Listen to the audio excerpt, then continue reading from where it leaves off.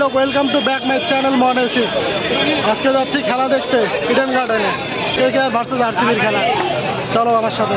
Room থেকে বের হলাম খেলার উদ্দেশ্যে, ইডেন গার্ডেনের উদ্দেশ্যে।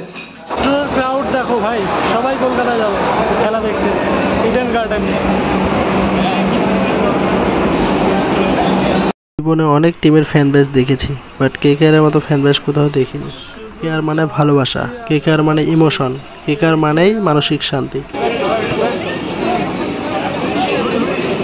জল দিলে মুছে যাবে।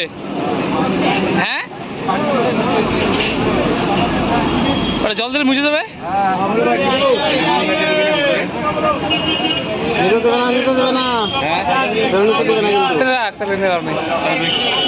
দুই দিন ধরে খাইতে যাই আরসিবি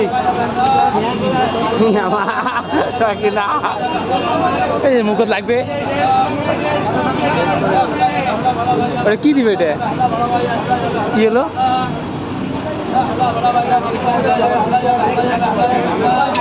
টস দেখতে পেলাম না। টস দেখি কি? হ্যাঁ, টস দেই বলে কি করব? এখানে এসে আছে ভাই, দিচ্ছে লিখে লিখে দিচ্ছে সবাইকে। ও বাবা, আমি কি না ভাই লোগো করে নিলাম কেকেআর। সুন্দর নেই আমাদের টিমমেট, এই যে বাকি টিমমেট আমাদের।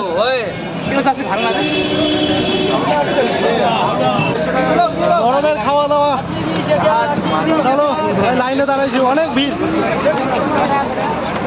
2019 থেকে স্বপ্ন দেখে কলকাতায় আসবো, ইডেন গার্ডেনে খেলা দেখবো, আর আজ স্বপ্নটা সত্যি হয়ে গেল। আমরা ট্রাফিকের সামনে আটকে গেলাম ভাই। ইডেন গার্ডেনের দর্শন, এর ভিতরে ঢুকবো একটু পরে। ইডেন গার্ডেন একদম আমার কাছাকাছি চলে আসলো, এই যে আলাদাই একটা শান্তি। আর কলকাতার ফ্যান বেস তো ভাই আলাদাই একটা ফ্যান বেস। এইটা আমার টিকিট, চলো দেখা যাক।